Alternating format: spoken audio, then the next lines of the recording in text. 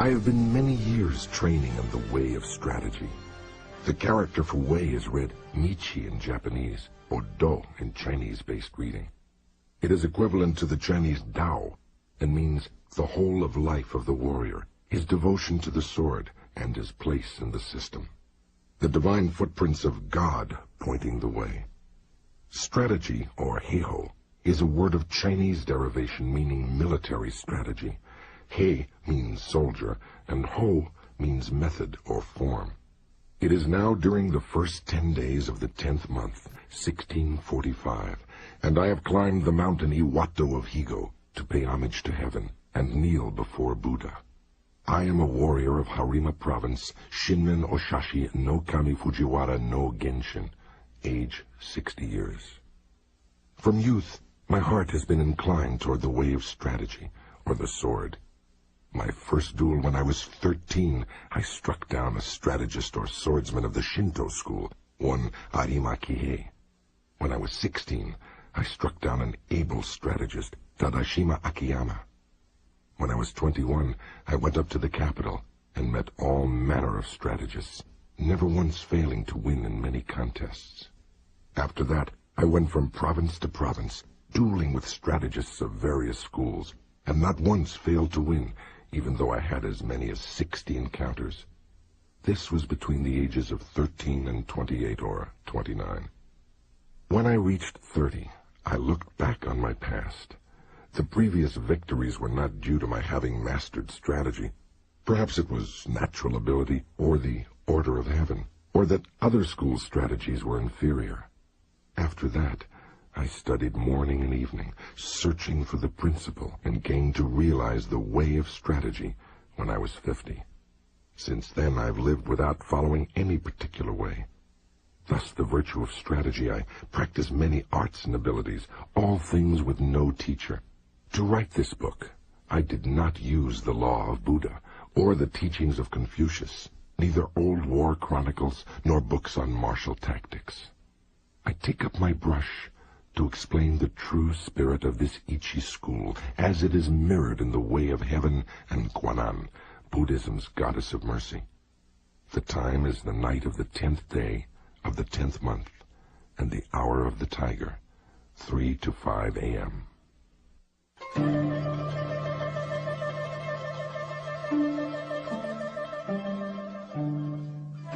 The Ground Book. Strategy is the craft of the warrior. Commanders must enact the craft, and troopers should know this way. There is no warrior in the world today who really understands the way of strategy. There are various ways.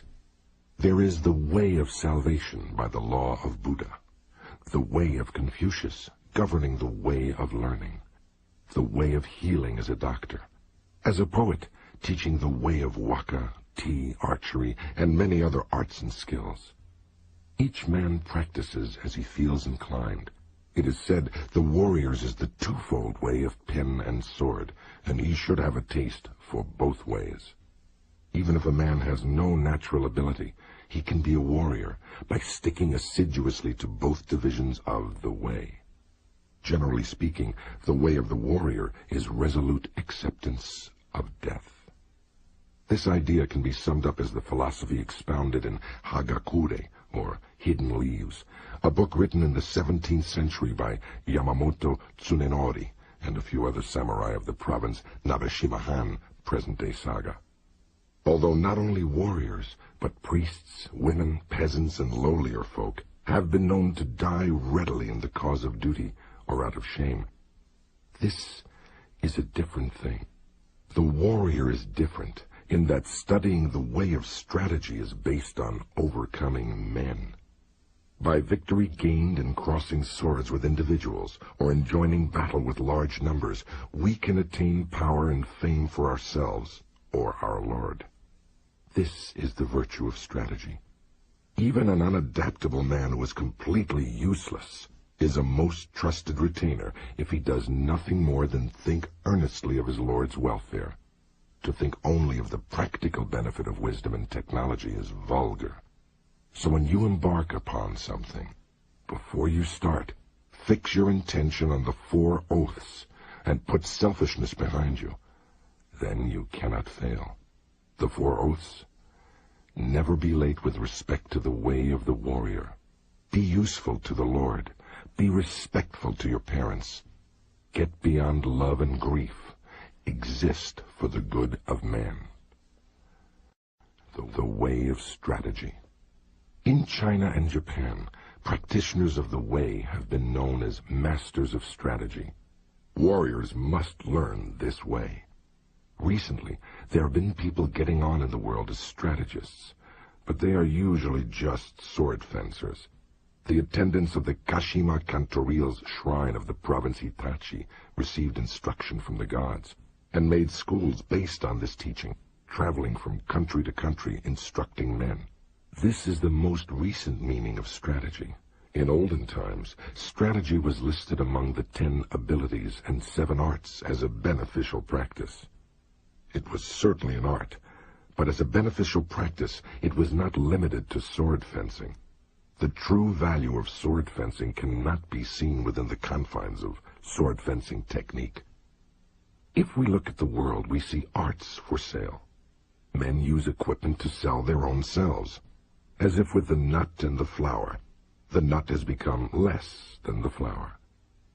In this kind of way of strategy, both those teaching and those learning the way are concerned with coloring and showing off the technique, trying to hasten the bloom of the flower. They speak of this dojo and that dojo. They are looking for profit. Someone once said, "Immature strategy is the cause of grief." That was a true saying. There are 4 ways in which men pass through life: as gentlemen, farmers, artisans, and merchants. The way of the farmer. Using agricultural instruments, he sees springs through to autumns with an eye on the changes of season. Second is the way of the merchant. The winemaker obtains his ingredients and puts them to use to make his living. The way of the merchant is always to live by taking profit. This is the way of the merchant. Thirdly, the gentleman warrior, carrying the weaponry of his way. The way of the warrior is to master the virtue of his weapons. If a gentleman dislikes strategy, he will not appreciate the benefit of weaponry, so must he not have a little taste for this? Fourthly, the way of the artisan. The way of the carpenter is to become proficient in the use of his tools, first to lay his plans with a true measure, and then perform his work according to plan. Thus he passes through life. These are the 4 ways of the gentleman, the farmer, the artisan, and the merchant. Comparing the way of the carpenter to strategy. Here, carpenter means both architect and builder, as well as carpenter. The comparison with carpentry is through the connection with houses. Houses of the nobility, houses of warriors, the 4 houses, ruin of houses, thriving of houses, the style of the house, the tradition of the house, and the name of the house. The carpenter uses a master plan of the building, and the way of strategy is similar in that there is a plan of campaign. If you want to learn the craft of war, ponder over this book. The teacher is as a needle. The disciple is as thread. You must practice constantly. Like the foreman carpenter, the commander must know natural rules, and the rules of the country, and the rules of houses. This is the way of the foreman. The foreman carpenter must know the architectural theory of towers and temples, and the plans of palaces, and must employ men to raise up houses. The way of the foreman carpenter is the same as the way of the commander of a warrior house. In the construction of houses, choice of woods is made. Straight unknotted timber of good appearance is used for the revealed pillars. Straight timber with small defects is used for the inner pillars. Timber of the finest appearance, even if a little weak, is used for the thresholds, lintels, doors, and sliding doors, and so on.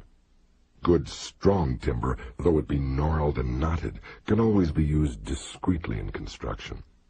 Timber which is weak or knotted throughout should be used as scaffolding and later for firewood.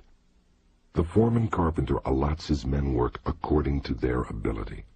Floor layers, makers of sliding doors, thresholds and lintels, ceilings, and so on. Those of poor ability lay the floor joists, and those of lesser ability carve wedges and do such miscellaneous work. If the foreman knows and deploys his men well, the finished work will be good. The foreman should take into account the abilities and limitations of his men, circulating among them and asking nothing unreasonable. He should know their morale and spirit and encourage them when necessary. This is the same as the principle of strategy. The way of strategy. Like a trooper, the carpenter sharpens his own tools. He carries his equipment in his toolbox and works under the direction of his foreman.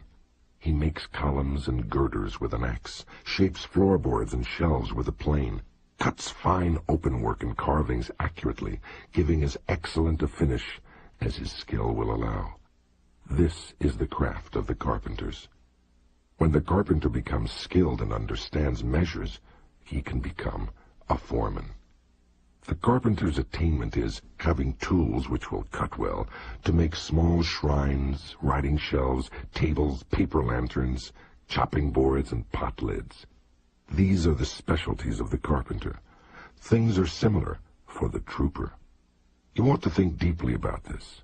The attainment of the carpenter is that his work is not warped, that the joints are not misaligned, and that the work is truly planed so that it meets well and is not merely finished in sections.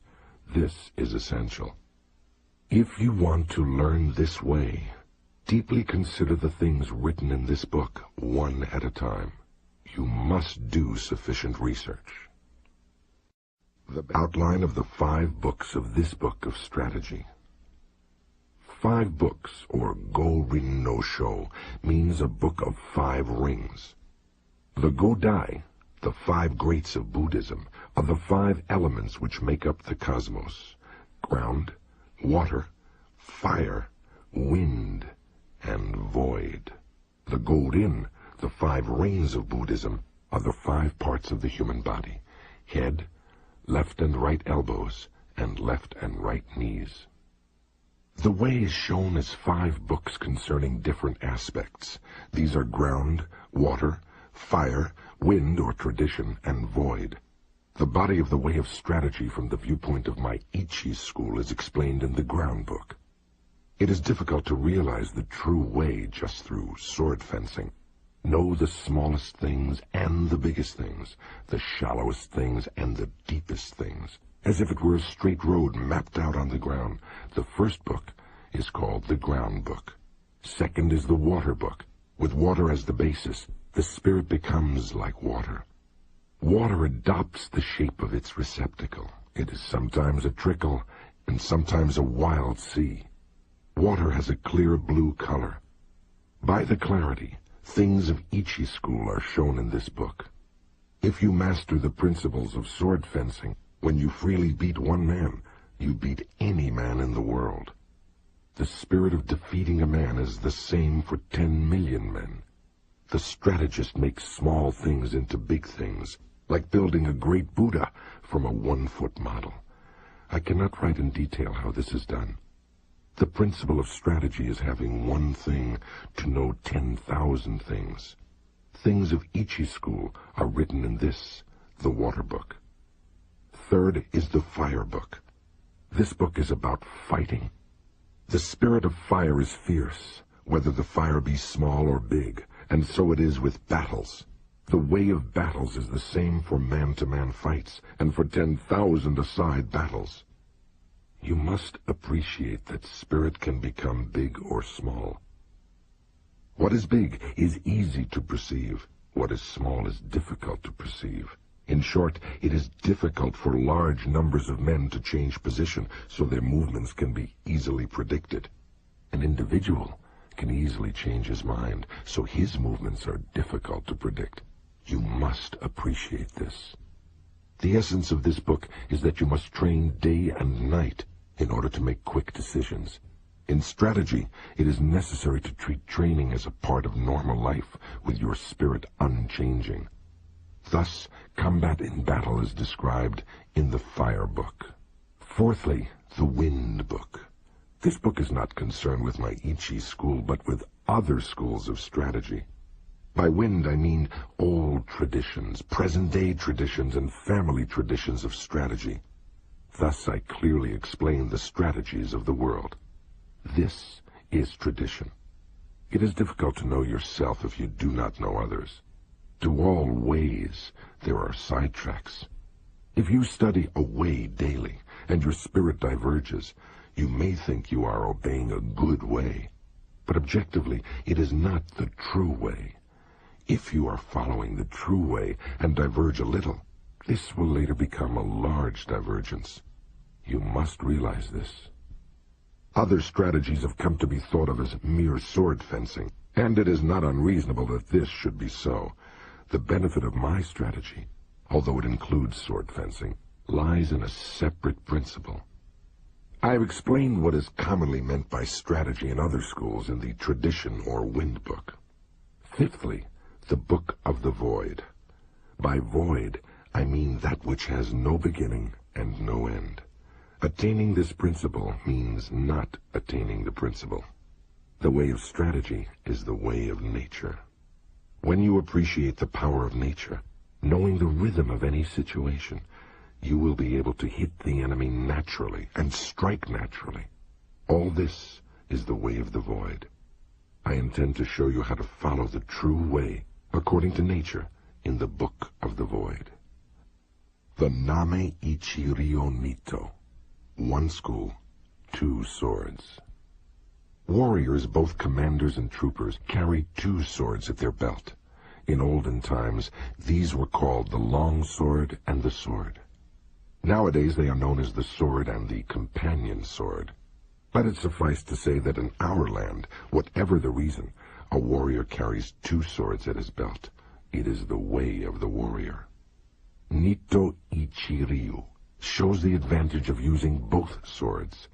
Students of the Ichi school way of strategy should train from the start with the sword and long sword in either hand. Note that the samurai wore two swords thrust through the belt with the cutting edges upward on the left side. The shorter or companion sword was carried at all times, and the longer sword worn only out of doors. From time to time, there were rules governing the style and length of swords. Samurai carried two swords, but other classes were allowed only one sword for protection against brigands on the roads between towns. This is a truth. When you sacrifice your life, you must make fullest use of your weaponry. It is false not to do so, and to die with a weapon yet undrawn. If you hold a sword with both hands, it is difficult to wield it freely to left and right, so my method is to carry the sword in one hand. This does not apply to large weapons such as the spear or halberd, but swords and companion swords can be carried in one hand.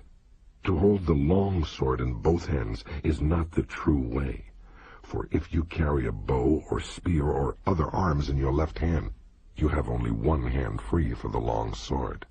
However, when it is difficult to cut an enemy down with one hand, you must use both hands. It is not difficult to wield a sword in one hand. The way to learn this is to train with two long swords, one in each hand. It will seem difficult at first, but everything is difficult at first. Bows are difficult to draw, halberds are difficult to wield. As you become accustomed to the bow, so your pull will become stronger. When you become used to wielding the long sword, you will gain the power of the way and wield the sword well. As I will explain in the second book, the Water Book, there is no fast way of wielding the long sword. The long sword should be wielded broadly, and the companion sword closely. This is the first thing to realize. According to this Ichi school, you can win with a long weapon, and yet you can also win with a short weapon. In short, the way of the Ichi school is the spirit of winning, whatever the weapon and whatever its size. It is better to use two swords rather than one when you are fighting a crowd, and especially if you want to take a prisoner. These things cannot be explained in detail. From one thing, know 10,000 things. When you attain the way of strategy, there will not be one thing you cannot see. You must study hard. The benefit of the two characters reading strategy. Masters of the long sword are called strategists.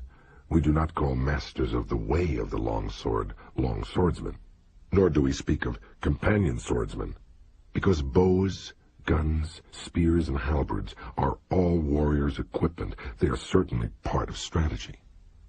To master the virtue of the long sword is to govern the world and oneself. Thus the long sword is the basis of strategy. The principle is strategy by means of the long sword. If he attains the virtue of the long sword, one man can beat 10 men. Just as one man can beat 10, so 100 men can beat 1,000, and 1,000 can beat 10,000. In my strategy, one man is the same as 10,000, so this strategy is the complete warrior's craft. The way of the warrior does not include other ways, such as Confucianism, Buddhism, certain traditions, artistic accomplishments, and dancing. But even though these are not part of the way, if you know the way broadly, you will see it in everything. Men must polish their particular way. The benefit of weapons in strategy. There is a time and a place for use of weapons. The best use of the companion sword is in a confined space or when you are engaged closely with an opponent. The long sword can be used effectively in all situations. Anyway, if you learn indoor or dojo techniques exclusively, you will think narrowly and forget the true way. Thus you will have difficulty in actual encounters. Just as a horse must have endurance and no defects, so it is with weapons. Horses should walk strongly, and swords and companion swords should cut strongly. Spears and halberds must stand up to heavy use. Bows and guns must be sturdy. Weapons should be hardy rather than decorative. You should not have a favorite weapon. To become overfamiliar with one weapon is as much a fault as not knowing it sufficiently well. You should not copy others, but use weapons which you can handle properly. It is bad for commanders and troopers to have likes and dislikes. These are things you must learn thoroughly. Timing in strategy. There is timing in everything. Timing in strategy cannot be mastered without a great deal of practice. Timing is important in dancing and pipe or string music, for they are in rhythm only if timing is good. Timing and rhythm are also involved in the military arts, shooting bows and guns and riding horses. In all skills and abilities, there is timing. There is also timing in the void. There is timing in the whole life of the warrior, in his thriving and declining, in his harmony and discord. Similarly, there is timing in the way of the merchant, in the rise and fall of capital. All things entail rising and falling timing. You must be able to discern this. In strategy, there are various timing considerations. From the outset, you must know the applicable timing and the inapplicable timing. And from among the large and small things and the fast and slow timings, find the relevant timing, first seeing the distance timing and the background timing. This is the main thing in strategy. It is especially important to know the background timing, otherwise your strategy will become uncertain. You win in battles with the timing in the void, born of the timing of cunning by knowing the enemy's timing, and thus using a timing which the enemy does not expect. All the 5 books are chiefly concerned with timing. You must train sufficiently to appreciate all this. If you practice day and night in the above Ichi school strategy, your spirit will naturally broaden. Thus is large-scale strategy and the strategy of hand-to-hand combat propagated in the world. This is recorded for the first time in the 5 books of ground, water, fire, tradition or wind, and void. This is the way for men who want to learn my strategy. 1. Do not think dishonestly. 2. The way is in training. 3. Become acquainted with every art. 4. Know the ways of all professions. 5. Distinguish between gain and loss in worldly matters. 6. Develop intuitive judgment and understanding for everything. 7. Perceive those things which cannot be seen. 8. Pay attention even to trifles. 9. Do nothing which is of no use. It is important to start by setting these broad principles in your heart and train in the way of strategy. If you do not look at things on a large scale, it will be difficult for you to master strategy. If you learn and attain this strategy, you will never lose, even to 20 or 30 enemies. More than anything to start with, you must set your heart on strategy and earnestly stick to the way. You will come to be able to actually beat men in fights, and to be able to win with your eye.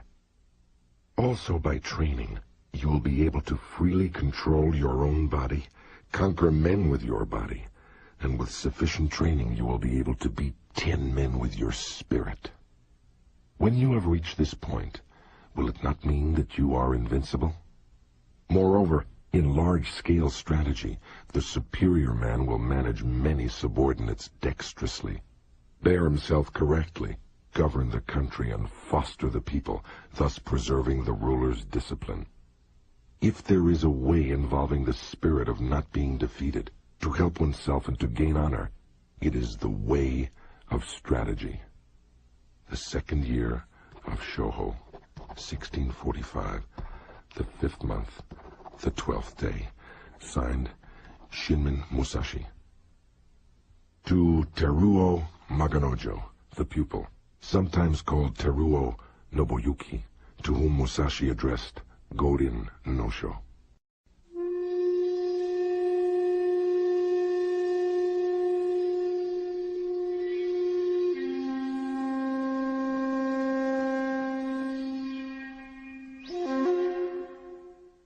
The Water Book.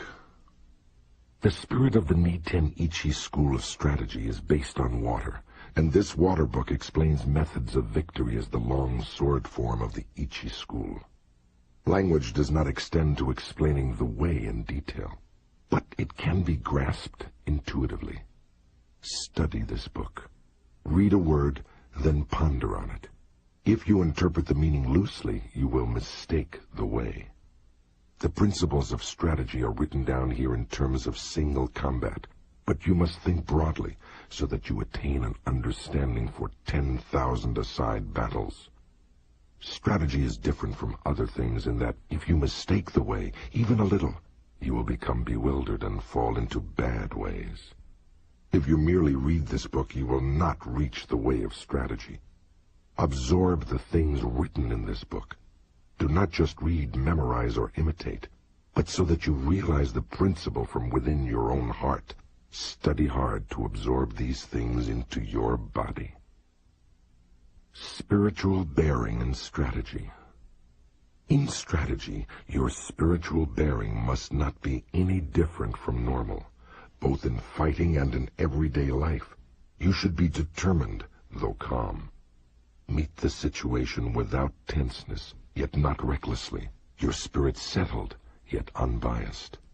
Even when your spirit is calm, do not let your body relax, and when your body is relaxed, do not let your spirit slacken. Do not let your spirit be influenced by your body, or your body be influenced by your spirit. Be neither insufficiently spirited nor over-spirited. An elevated spirit is weak, and a low spirit is weak. Do not let the enemy see your spirit. Small people must be completely familiar with the spirit of large people, and large people must be familiar with the spirit of small people. Whatever your size, do not be misled by the reactions of your own body. With your spirit open and unconstricted, look at things from a high point of view.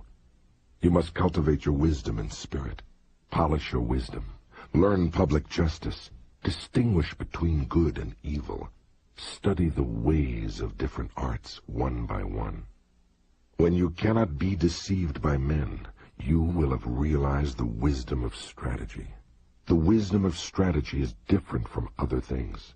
On the battlefield, even when you are hard-pressed, you should ceaselessly research the principles of strategy so that you can develop a steady spirit. Stance in strategy. Adopt a stance with the head erect, neither hanging down, nor looking up, nor twisted. Your forehead and the space between your eyes should not be wrinkled. Do not roll your eyes nor allow them to blink, but slightly narrow them. With your features composed, keep the line of your nose straight with a feeling of slightly flaring your nostrils. Hold the line of the rear of the neck straight. Instill vigor into your hairline, and then the same way from the shoulders down through your entire body. Lower both shoulders, and without the buttocks jutting out, put strength into your legs from the knees to the tips of your toes. Brace your abdomen so that you do not bend at the hips. In all forms of strategy, it is necessary to maintain the combat stance in everyday life, and to make your everyday stance your combat stance. You must research this well. The gaze in strategy. The gaze should be large and broad. This is the twofold gaze, perception and sight. Perception is strong and sight weak. In strategy, it is important to see distant things as if they were close, and to take a distance view of close things. It is important in strategy to know the enemy's sword and not be distracted by insignificant movements of his sword. You must study this. The gaze is the same for single combat and for large-scale strategy. It is necessary in strategy to be able to look to both sides without moving the eyeballs. You cannot master this ability quickly. Learn what is written here. Use this gaze in everyday life, and do not vary it, whatever happens. Holding the long sword. Grip the long sword with a rather floating feeling in your thumb and forefinger, with the middle finger neither tight nor slack, and with the last two fingers tight. It is bad to have play in your hands. When you take up a sword, you must feel intent on cutting the enemy. As you cut an enemy, you must not change your grip, and your hands must not cower. Above all, you must be intent on cutting the enemy in the way you grip the sword. The grip for combat and for sword testing is the same. There is no such thing as a man-cutting grip.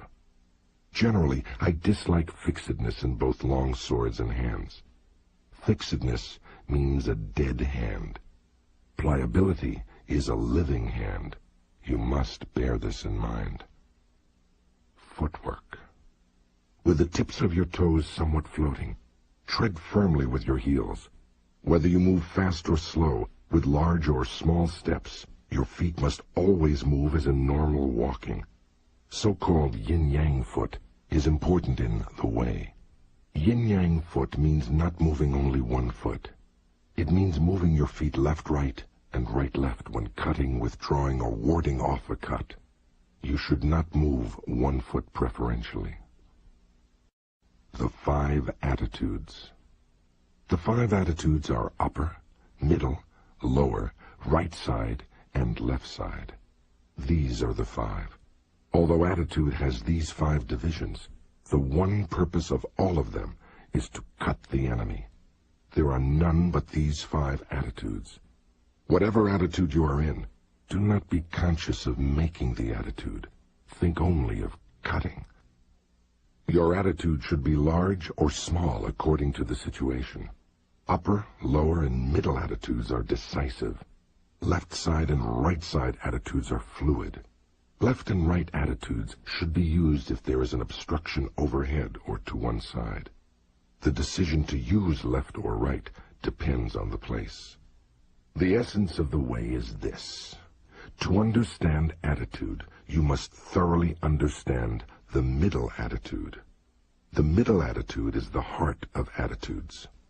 If we look at strategy on a broad scale, the middle attitude is the seat of the commander, with the other 4 attitudes following the commander. You must appreciate this. The way of the long sword. Knowing the way of the long sword means we can wield with 2 fingers the sword we usually carry. If we know the path of the sword well, we can wield it easily. If you try to wield the long sword quickly, you will mistake the way. To wield the long sword well, you must wield it calmly. If you try to wield it quickly, like a folding fan or a short sword, you will err by using short sword chopping. You cannot cut a man with a long sword using this method. Wield the sword strongly. This is the way of the long sword. If you learn to use the 5 approaches of my strategy, you will be able to wield a sword well. You must train constantly. The 5 approaches. 1. The first approach is the middle attitude. Confront the enemy with the point of your sword against his face. When he attacks, dash his sword to the right and ride it. Or when the enemy attacks, deflect the point of his sword by hitting downwards.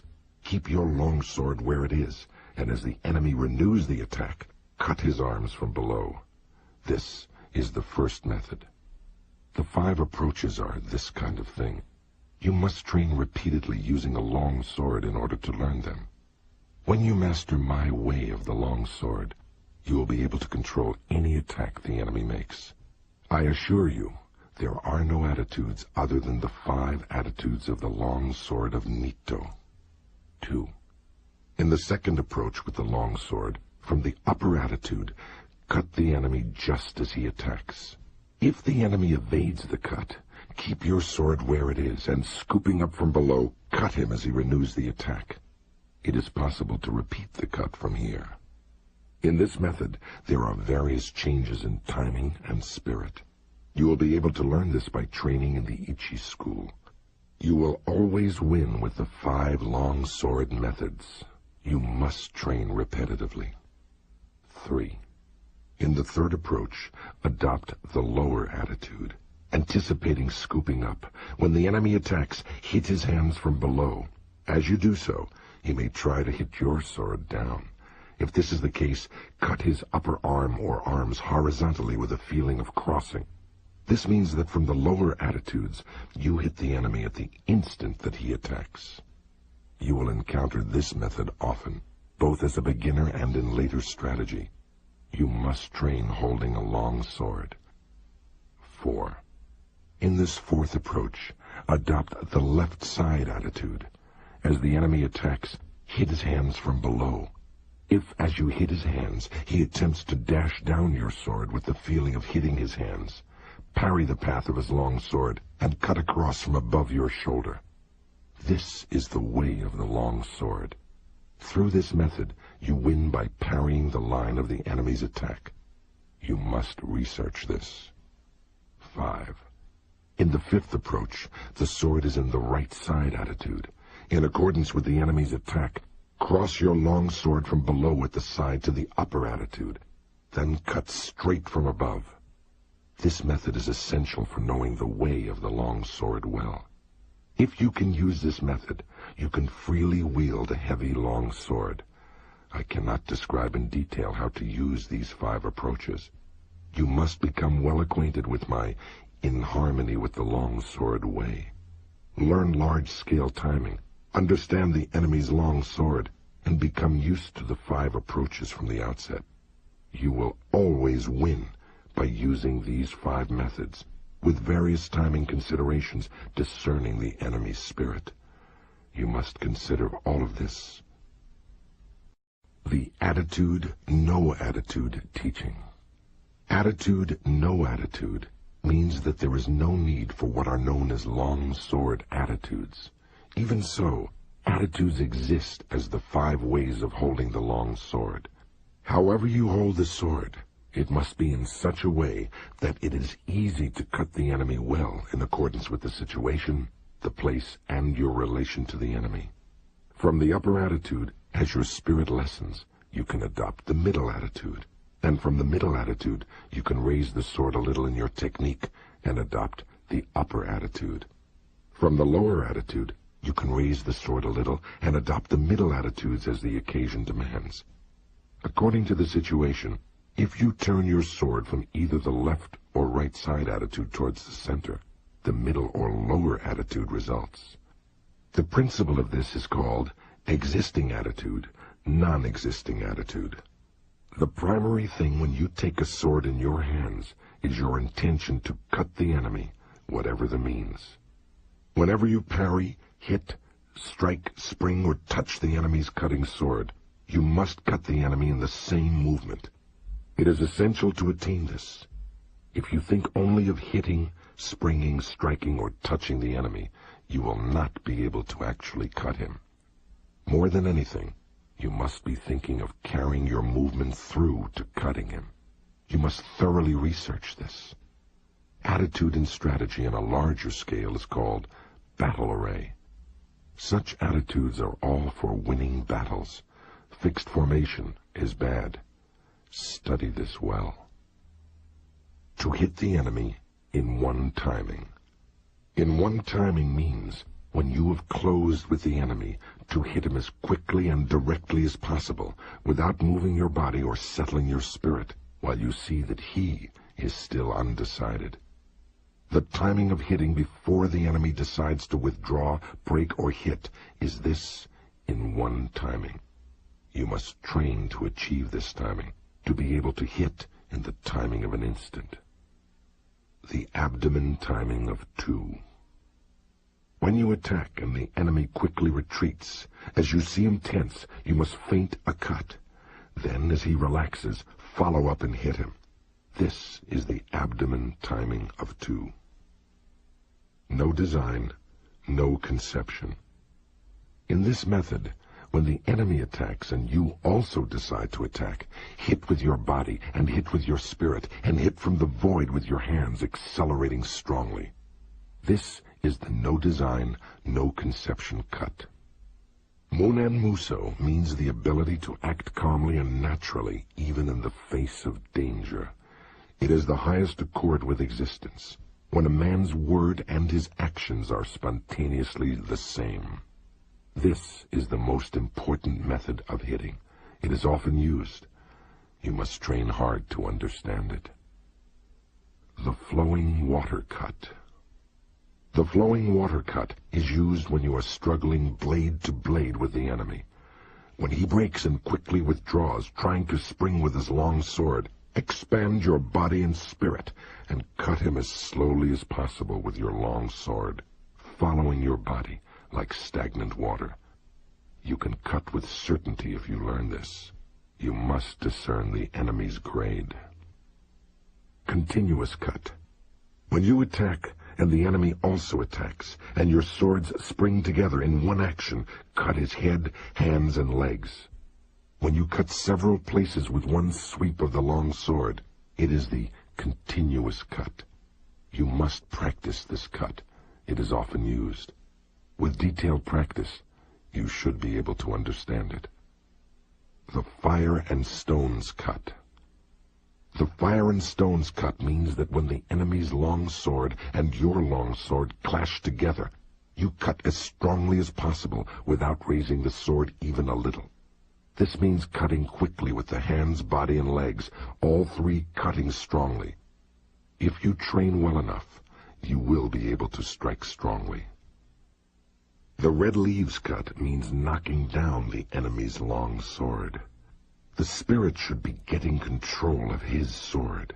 When the enemy is in a long sword attitude in front of you and intent on cutting, hitting, and parrying, you strongly hit the enemy's long sword with the fire and stones cut, perhaps in the spirit of the no design, no conception cut. If you then beat down the point of his sword with a sticky feeling, he will necessarily drop the sword. If you practice this cut, it becomes easy to make the enemy drop his sword. You must train repetitively.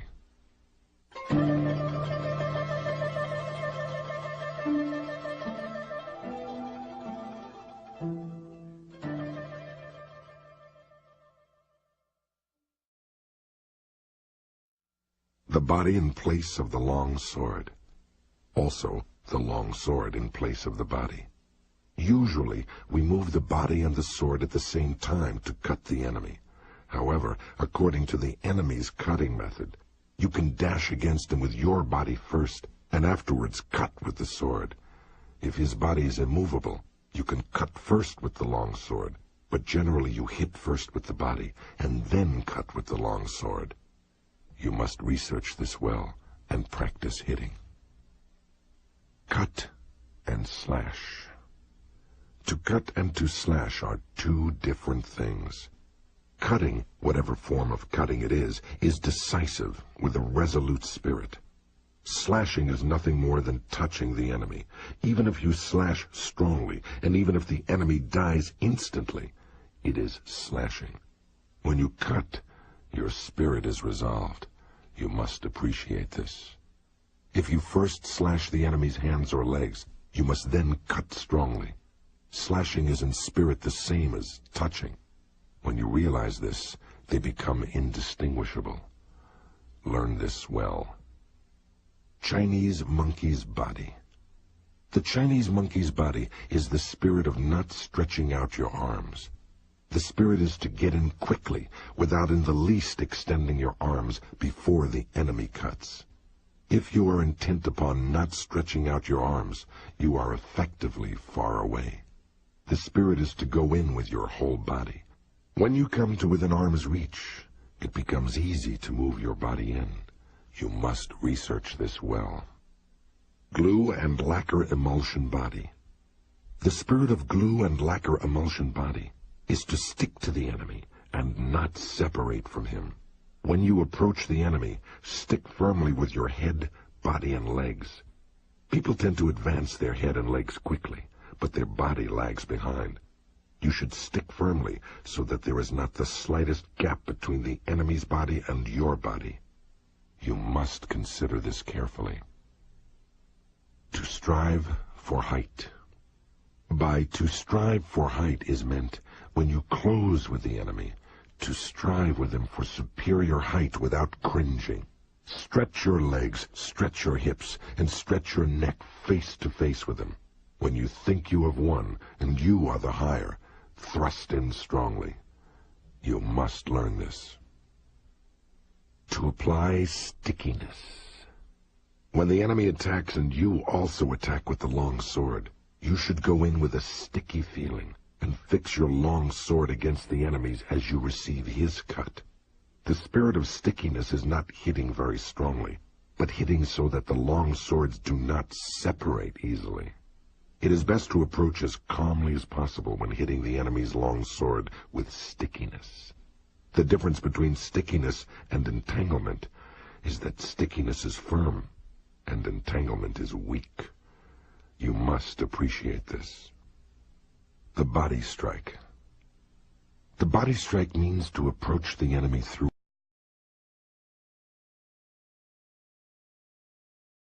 To stab at the face. To stab at the face means, when you are in confrontation with the enemy, that your spirit is intent on stabbing at his face, following the line of the blades with the point of your long sword. If you are intent on stabbing at his face and body will become rideable. When the enemy becomes as if rideable, there are various opportunities for winning. You must concentrate on this. When fighting and the enemy's body becomes as if rideable, you can win quickly, so you ought not to forget to stab at the face. You must pursue the value of this technique through training. To stab at the heart. To stab at the heart means when fighting and there are obstructions above or to the sides, and whenever it is difficult to cut, to thrust at the enemy. You must stab the enemy's breast without letting the point of your long sword waver, showing the enemy the ridge of the blade square on, and with the spirit of deflecting his long sword. The spirit of this principle is often useful when we become tired, or for some reason our long sword will not cut. You must understand the application of this method. To scold. Tut, tut. Scold means that when the enemy tries to countercut as you attack, you countercut again from below, as if thrusting at him, trying to hold him down. With very quick timing you cut, scolding the enemy, thrust up, tut, and cut, tap. This timing is encountered time and time again in exchanges of blows. The way to scold, tap, tap, is to time the cut simultaneously with raising your long sword as if to thrust the enemy. You must learn this through repetitive practice. The smacking parry. By smacking parry is meant that when you clash swords with the enemy, you meet his attacking cut on your long sword with a ti-dum rhythm, smacking a sword and cutting him. The spirit of the smacking parry is not parrying or smacking strongly, but smacking the enemy's long sword in accordance with his attacking cut, primarily intent on quickly cutting him. If you understand the timing of smacking, however hard your long swords clash together, your sword point will not be knocked back even a little. You must research sufficiently to realize this. There are many enemies. There are many enemies applies when you are fighting one against many. Draw both sword and companion sword and assume a wide-stretched left and right attitude. The spirit is to chase the enemies around from side to side, even though they come from all four directions. Observe their attacking order, and go to meet first those who attack first. Sweep your eyes around broadly, carefully examining the attacking order, and cut left and right alternately with your swords. Waiting is bad. Always quickly reassume your attitudes to both sides. Cut the enemies down as they advance, crushing them in the direction from which they attack. Whatever you do, you must drive the enemy together, as if tying a line of fish. And when they are seen to be piled up, cut them down strongly without giving them room to move. Musashi is held to be the inventor of the two-sword style. He writes that the use of two swords is for when there are many enemies, but people practice a style of fencing with a sword in each hand to give practical advantage in fencing. Musashi used the words two swords when meaning to use all one's resources in combat. He never used two swords when up against a skilled swordsman. The advantage when coming to blows. You can know how to win through strategy with the long sword, but it cannot be clearly explained in writing. You must practice diligently in order to understand how to win. Oral tradition, the true way of strategy, is revealed in the long sword. One cut. You can win with certainty with the spirit of one cut. It is difficult to attain this if you do not learn strategy well. If you train well in this way, strategy will come from your heart, and you will be able to win at will. You must train diligently. Direct communication. The spirit of direct communication is how the true way of the Nito-Ichi school is received and handed down. Oral tradition, teach your body's strategy. Recorded in the above book is an outline of Ichi school sword fighting. To learn how to win with the long sword in strategy, first learn the 5 approaches and the 5 attitudes, and absorb the way of the long sword naturally in your body. You must understand spirit and timing, handle the long sword naturally, and move body and legs in harmony with your spirit. Whether beating one man or 2, you will then know values in strategy. Study the contents of this book, taking one item at a time, and through fighting with your enemies, you will gradually come to know the principle of the way. Deliberately, with a patient spirit, absorb the virtue of all this, from time to time raising your hand in combat. Maintain this spirit whenever you cross swords with an enemy. Step by step, walk the 1,000-mile road. Study strategy over the years, and achieve the spirit of the warrior. Today is victory over yourself of yesterday. Tomorrow is your victory over lesser men. Next, in order to beat more skillful men, train according to this book, not allowing your heart to be swayed along a sidetrack. Even if you kill an enemy, if it is not based on what you have learned, it is not the true way. The second year of Shoho, the 12th day of the 5th month, 1645. Signed, Shinmen Musashi.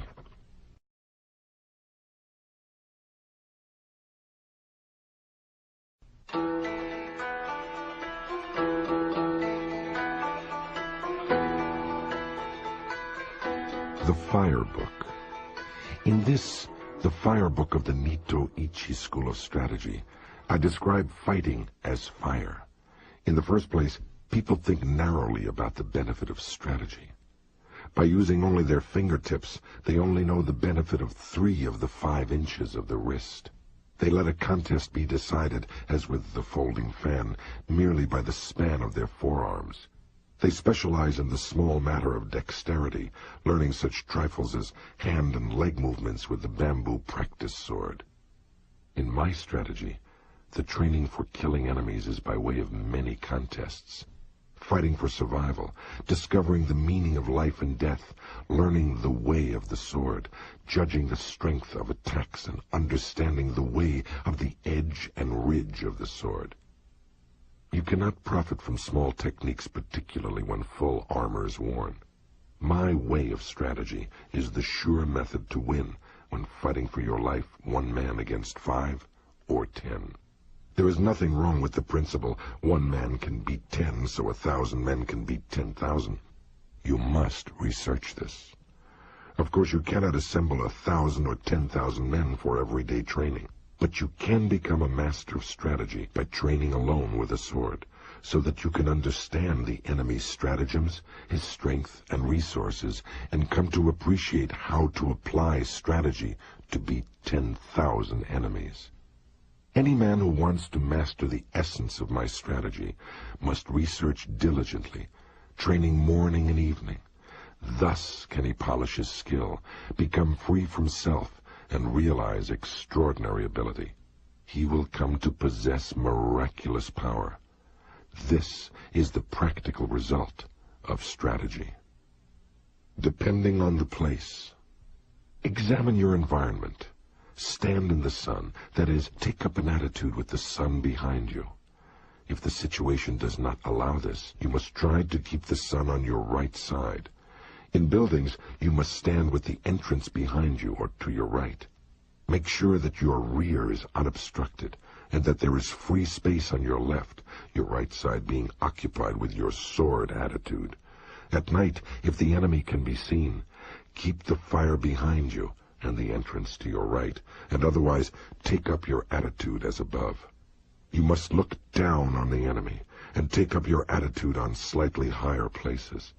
For example, the camisa, or spiritual center in a house, is thought of as a high place. When the fight comes, always endeavor to chase the enemy around to your left side. Chase him toward awkward places and try to keep him with his back to awkward places. When the enemy gets into an inconvenient position, do not let him look around, but conscientiously chase him around and pin him down. In houses, chase the enemy into the thresholds, lintels, doors, verandas, pillars, and so on, again not letting him see his situation. Always chase the enemy into bad footholds, obstacles at the side, and so on, using the virtues of the place to establish predominant positions from which to fight. You must research and train diligently in this. The 3 methods to forestall the enemy. A great swordsman, or any other artist, will have mastered the ability to forestall the enemy. The great swordsman is always before his environment. This does not mean speed. You cannot beat a good swordsman because he subconsciously sees the origin of every real action. It is the practiced ability to sum up a changing situation instantly. The first is to forestall him by attacking. This is called ken no sen, to set him up. Another method is to forestall him as he attacks. This is called tai no sen, to wait for the initiative. The other method is when you and the enemy attack together. This is called tai no sen, to accompany him and forestall him. There are no methods of taking the lead other than these 3. Because you can win quickly by taking the lead, it is one of the most important things in strategy. There are several things involved in taking the lead. You must make the best of the situation, see through the enemy's spirit so that you grasp his strategy and defeat him. It is impossible to write about this in detail. The first, Ken no Sen. When you decide to attack, keep calm and dash in quickly, forestalling the enemy. Or you can advance seemingly strongly, but with a reserved spirit, forestalling him with the reserve. Alternatively, advance with as strong a spirit as possible, and when you reach the enemy, move with your feet a little quicker than normal, unsettling him and overwhelming him sharply. Or with your spirit calm, attack with a feeling of constantly crushing the enemy from first to last. The spirit is to win in the depths of the enemy. These are all Ken no Sen. The second, Tai no Sen. When the enemy attacks, remain undisturbed, but feign weakness. As the enemy reaches you, suddenly move away, indicating that you intend to jump aside. Then dash in, attacking strongly as soon as you see the enemy relax. This is one way. Or as the enemy attacks, attack still more strongly, taking advantage of the resulting disorder in his timing to win. This is the Tai no Sen principle. The third, Tai no Sen. When the enemy makes a quick attack, you must attack strongly and calmly. Aim for his weak point as he draws near, and strongly defeat him. Or, if the enemy attacks calmly, you must observe his movement, and with your body rather floating, join in with his movement as he draws near. Move quickly, and cut him strongly. This is Tai no Sen. These things cannot be clearly explained in words. You must research what is written here. In these three ways of forestalling, you must judge the situation. This does not mean that you always attack first. But if the enemy attacks first, you can lead him around. In strategy, you have effectively won when you forestall the enemy, so you must train well to attain this.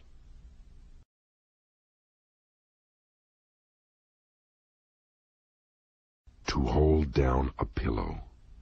To hold down a pillow means not allowing the enemy's head to rise. In contests of strategy, it is bad to be led about by the enemy. You must always be able to lead the enemy about. Obviously, the enemy will also be thinking of doing this, but he cannot forestall you if you do not allow him to come out. In strategy, you must stop the enemy as he attempts to cut. You must push down his thrust and throw off his hold when he tries to grapple. This is the meaning of to hold down a pillow. When you have grasped this principle, whatever the enemy tries to bring about in the fight, you will see in advance and suppress it. The spirit is to check his attack at the syllable at. When he jumps, check his jump at the syllable ja, and check his cut at ka. The important thing in strategy is to suppress the enemy's useful actions, but allow his useless actions. However, doing this alone is defensive. First, you must act according to the way. Suppress the enemy's techniques, foiling his plans, and thence command him directly. When you can do this, you will be a master of strategy. You must train well and research holding down a pillow. Crossing at a ford. Crossing at a ford means, for example, crossing the sea at a strait, or crossing over 100 miles of broad sea at a crossing place. I believe this crossing at a ford occurs often in a man's lifetime. It means setting sail, even though your friends stay in harbor, knowing the route, knowing the soundness of your ship, and the favor of the day. When all the conditions are met, and there is perhaps a favorable wind or a tailwind, then set sail. If the wind changes within a few miles of your destination, you must row across the remaining distance without sail. If you attain this spirit, it applies to everyday life. You must always think of crossing at a ford. In strategy, also it is important to cross at a ford.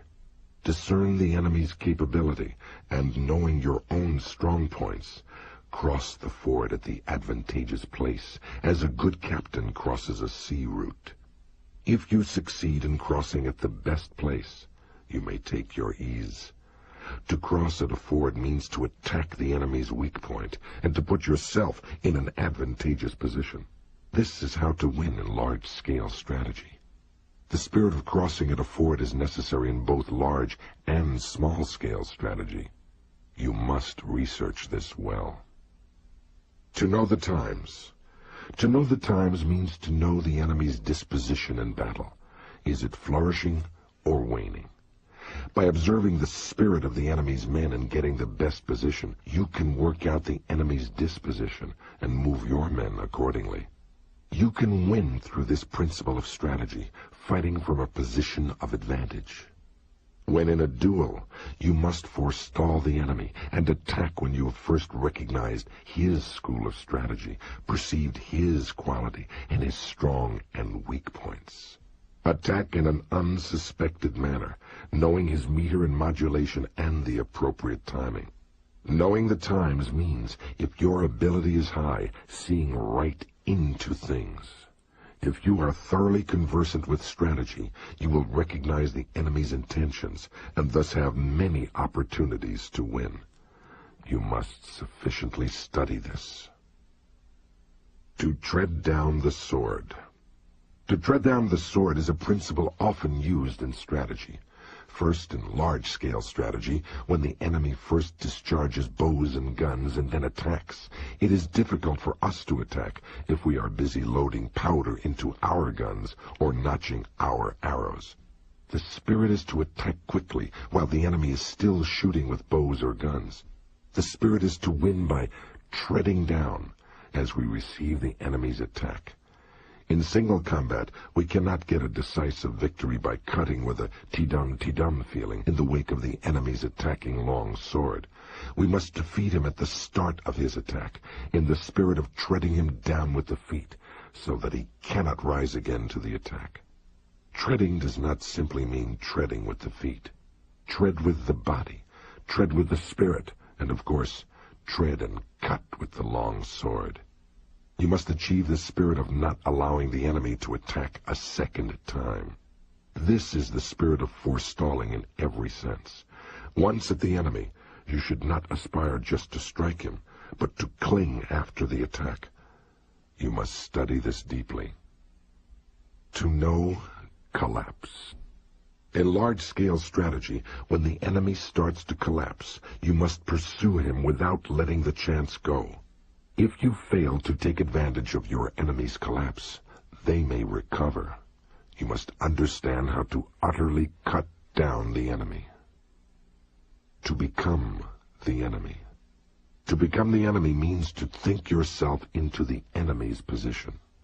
In single combat, also, you must put yourself in the enemy's position. If you think, here is a master of the way who knows the principles of strategy, then you will surely lose. You must consider this deeply. To release four hands. To release four hands is used when you and the enemy are contending with the same spirit and the issue cannot be decided. It is a deadlock. Abandon this spirit and win through an alternative resource. When there is a four hands spirit, do not give up. It is man's existence. Immediately throw away this spirit and win with a technique the enemy does not expect. In single combat also, when we think we have fallen into the four hands situation, we must defeat the enemy by changing our mind and applying a suitable technique according to his condition. You must be able to judge this. To move the shade. To move the shade is used when you cannot see the enemy's spirit. In large-scale strategy, when you cannot see the enemy's position, indicate that you are about to attack strongly to discover his resources. In single combat, if the enemy takes up a rear or side attitude of the long sword so that you cannot see his intention, feign an attack, and the enemy will show his long sword, thinking he sees your spirit.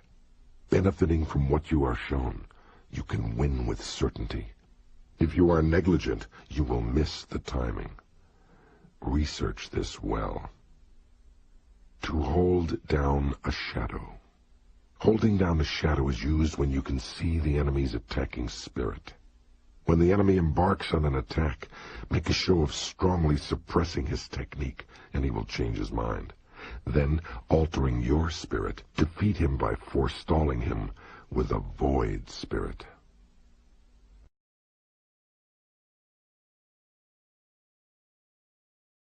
To pass on. Many things are said to be passed on. Sleepiness can be passed on, and yawning can be passed on. Time can be passed on also. In single combat, you can win by relaxing your body and spirit, and then catching on to the moment when the enemy relaxes, attack strongly and quickly, forestalling him. What is known as getting someone drunk is similar to this. You can also infect the enemy with a bored, careless, or weak spirit. To cause loss of balance. Many things can cause a loss of balance. One cause is danger, another is hardship, and another is surprise. You must research this. In strategy, it is important to cause loss of balance, or in single combat, start by making a show of being slow, then attack strongly, without allowing him space for breath to recover from the fluctuation of spirit. You must grasp the opportunity to win. To frighten. Fright often occurs caused by the unexpected. In large-scale strategy, you can frighten the enemy not just by what you present to their eyes, but by shouting, making a small force seem large, or by threatening them from the flank without warning. These things all frighten. You can win by making best use of the enemy's frightened rhythm. To soak in. When you have come to grips and are striving together with the enemy, and you realize that you cannot advance, you soak in and become one with the enemy. You can win by applying a suitable technique while you are mutually entangled. To injure the corners. It is difficult to move strong things by pushing directly, so you should injure the corners. In large-scale strategy, it is beneficial to strike at the corners of the enemy's force. If the corners are overthrown, the spirit of the whole body will be overthrown. To defeat the enemy, you must follow up the attack when the corners have fallen. In single combat, it is easy to win once the enemy collapses.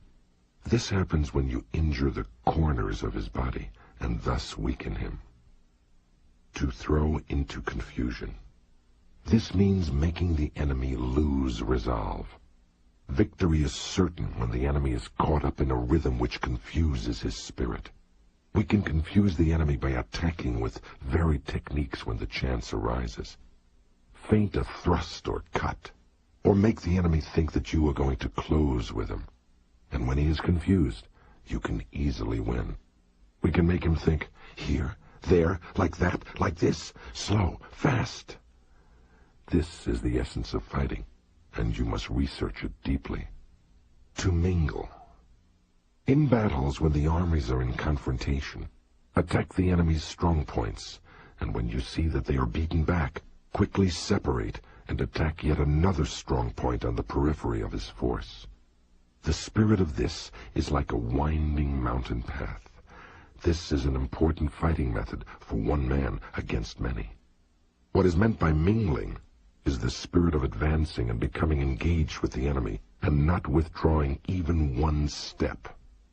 You must understand this. To crush. This means to crush the enemy, regarding him as being weak. If the enemy is less skillful than ourself, if his rhythm is disorganized, or if he has fallen into evasive or retreating attitudes, crush him straight away. The primary thing is to not let him recover his position even a little. The mountain sea change. The mountain sea spirit means that it is bad to repeat the same thing several times when fighting the enemy. There may be no help but to do something twice, but do not try it a third time. If the enemy thinks of the mountains, attack like the sea, and if he thinks of the sea, attack like the mountains. to penetrate the depths. When we are fighting with the enemy, even when it can be seen that we can win on the surface with the benefit of the way, if his spirit is not extinguished, he may be beaten superficially, yet undefeated in spirit deep inside. With this principle of penetrating the depths, we can destroy the enemy's spirit in its depths, demoralizing him by quickly changing our spirit. If the enemy remains spirited, it is difficult to crush him. To renew. To renew applies when we are fighting with the enemy, and an entangled spirit arises where there is no possible resolution. We must abandon our efforts, think of the situation in a fresh spirit, then win it in the new rhythm. Rat's head, ox's neck. We must always think of the way of strategy as being both a rat's head and an ox's neck. Whenever we have become preoccupied with small details, we must suddenly change into a large spirit, interchanging large with small. The commander knows the troops. The commander knows the troops applies everywhere in fights in my way of strategy. Using the wisdom of strategy, think of the enemy as your own troops. When you think in this way, you can move him at will and be able to chase him around. The body of a rock. When you have mastered the way of strategy, you can suddenly make your body like a rock, and 10,000 things cannot touch you. This is the body of a rock. You will not be moved. Oral tradition. This book is a spiritual guide for the man who wishes to learn the way. The true way of sword fencing is the craft of defeating the enemy in a fight, and nothing other than this. If you attain and adhere to the wisdom of my strategy, you need never doubt that you will win. The 2nd year of Shoho, the 5th month, the 12th day, 1645, signed, Shinmen Musashi.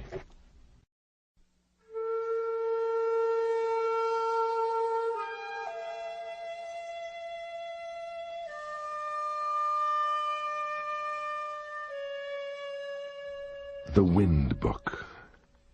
In strategy, you must know the ways of other schools. So I have written about various other traditions of strategy in this, the Wind Book. Without knowledge of the ways of other schools, it is difficult to understand the essence of my Ichi school. Looking at other schools, we find some that specialize in techniques of strength, using extra long swords. Some schools study the way of the short sword, known as kodachi. Some schools teach dexterity in large numbers of sword techniques, teaching attitudes of the sword as the surface and the way as the interior. That none of these are the true way, I show clearly in the interior of this book. All the vices and virtues and rights and wrongs. My Ichi school is different. Other schools make accomplishments their means of livelihood, growing flowers and decoratively coloring articles in order to sell them. This is definitely not the way of strategy. Some of the world's strategists are concerned only with sword fencing, and limit their training to flourishing the long sword and carriage of the body. But is dexterity alone sufficient to win? This is not the essence of the way. I have recorded the unsatisfactory points of other schools one by one in this book. You must study these matters deeply to appreciate the benefit of my Mito Ichi school. Other schools using extra long swords. Some other schools have a liking for extra long swords. From the point of view of my strategy, these must be seen as weak schools. This is because they do not appreciate the principle of cutting the enemy by any means. Their preference is for the extra long sword, and relying on the virtue of its length, they think to defeat the enemy from a distance. In this world it is said, 1 inch gives the hand advantage. But these are the idle words of someone who does not know strategy. It shows the inferior strategy of a weak spirit that men should be dependent upon the length of their sword, fighting from a distance without the benefit of strategy. From olden times it has been said, great and small go together. So do not unconditionally dislike extra long swords. What I dislike is the inclination toward the long sword only. If we consider large-scale strategy, we can think of large forces in terms of long swords, and small forces as short swords. Cannot few men give battle against many? There are many instances of few men overcoming many. In my doctrine, I dislike preconceived, narrow spirit. You must study this well. The strong, long sword spirit in other schools. If you are concerned with the strength of your sword, you will try to cut unreasonably strongly, and will not be able to cut at all. It is also bad to try to cut strongly when testing the sword. Whenever you cross swords with an enemy, you must not think of cutting him either strongly or weakly. Just think of cutting and killing him. Be intent solely upon killing the enemy. Do not try to cut strongly, and of course, do not think of cutting weakly. You should only be concerned with killing the enemy. If you rely on strength, when you hit the enemy's sword, you will inevitably hit too hard. If you do this, your own sword will be carried along as a result. Thus the saying, "the strongest hand wins," has no meaning. Without the correct principle, the fight cannot be won. Use of the shorter long sword in other schools. Using a shorter long sword is not the true way to win. Some men use a shorter long sword with the intention of jumping in and stabbing the enemy at the unguarded moment when he flourishes his sword. This inclination is bad. To aim for the enemy's unguarded moment is completely defensive and undesirable at close quarters with the enemy. Furthermore, you cannot use the method of jumping inside his defense with a short sword if there are many enemies. By their study of strategy, people of the world get used to countering, evading, and retreating as the normal thing. They become set in this habit, so can easily be paraded around by the enemy. The way of strategy is straight and true. You must chase the enemy around and make him obey your spirit. Other schools with many methods of using the long sword. I think it is held in other schools that there are many methods of using the long sword in order to gain the admiration of beginners. This is selling the way. It is a vile spirit in strategy. Anyway, cutting down the enemy is the way of strategy, and there is no need for many refinements of it. There are 5 methods in 5 directions. Methods apart from these 5 hand-twisting, body-bending, jumping out and so on to cut the enemy are not in the true way of strategy. This is completely useless. In my strategy, I bear my spirit and body straight and cause the enemy to twist and bend. The necessary spirit is to win by attacking the enemy when his spirit is warped. Use of attitudes of the long sword in other schools. Attitudes are for situations in which you are not to be moved.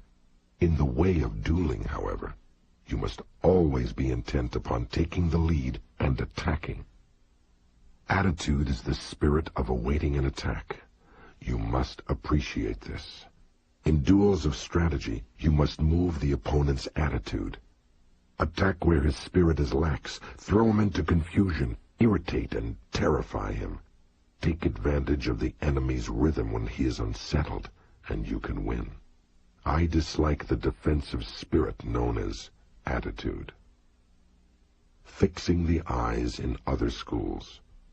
In the way of strategy, when you have fought many times, you will easily be able to appraise the speed and position of the enemy's sword, and having mastery of the way, you will see the weight of his spirit. In strategy, fixing the eyes means gazing at the man's heart. In large-scale strategy, the area to watch is the enemy's strength. Perception and sight are the 2 methods of seeing. Perception consists of concentrating strongly on the enemy's spirit, observing the condition of the battlefield, fixing the gaze strongly, seeing the progress of the fight and the changes of advantage. This is the sure way to win. In single combat, you must not fix the eyes on details. As I said before, if you fix your eyes on details and neglect important things, your spirit will become bewildered, and victory will escape you. Research this principle well, and train diligently. Use of the feet in other schools. I dislike floating foot, because the feet always tend to float during the fight. The way must be trod firmly. In my strategy, the footwork does not change. I always walk as I usually do in the street. You must never lose control of your feet. According to the enemy's rhythm, move fast or slowly, adjusting your body not too much and not too little. Speed in other schools. Speed is not part of the true way of strategy. Speed implies that things seem fast or slow, according to whether or not they are in rhythm. Whatever the way, the master of strategy does not appear fast. Really skillful people never get out of time, and are always deliberate, and never appear busy. From this example, the principle can be seen. What is known as speed is especially bad in the way of strategy. If you try to cut quickly, as if using a fan or a short sword, you will not actually cut even a little. When your opponent is hurrying recklessly, you must act contrarily and keep calm. You must not be influenced by the opponent. Train diligently to attain this spirit. Interior and surface in other schools. There is no interior nor surface in strategy. I gradually endeavor to explain the deep principle, points which it is hardly possible to comprehend according to the pupil's progress. In any event, because the way to understanding is through experience, I do not speak of interior and gate. In this world, if you go into the mountains and decide to go deeper and yet deeper, instead you will emerge at the gate. Whatever the way, it has an interior, and it is sometimes a good thing to point out the gate. In strategy, we cannot say what is concealed and what is revealed. In my Ichi school of the long sword, there is neither gate nor interior. There is no inner meaning in sword attitudes. You must simply keep your spirit true to realize the virtue of strategy. 12th day of the 5th month, the 2nd year of Shoho, 1645. Shinmen Musashi.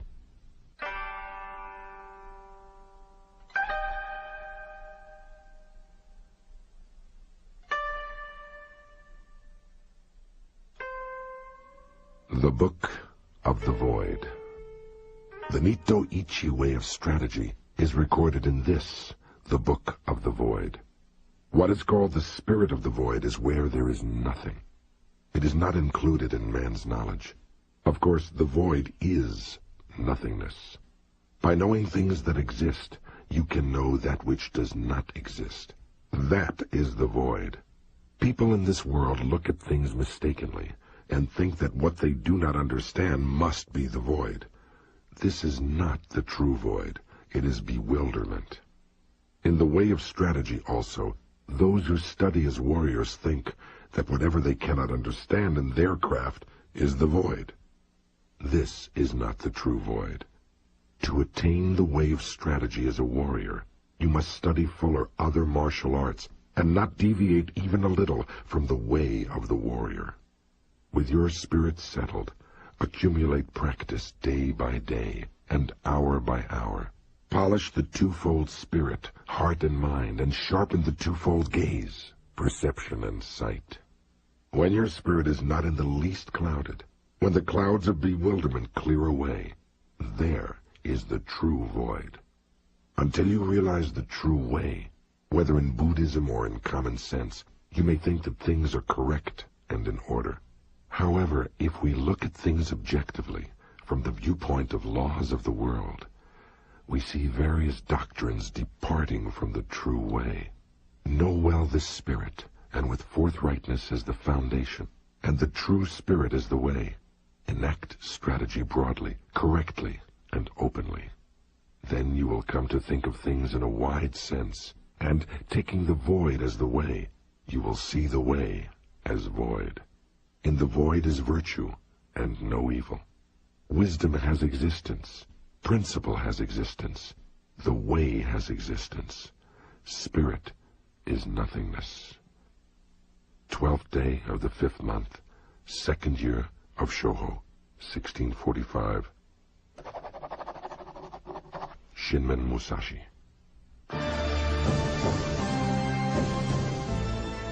We hope you have enjoyed A Book of Five Rings, an Audio Renaissance audiobook.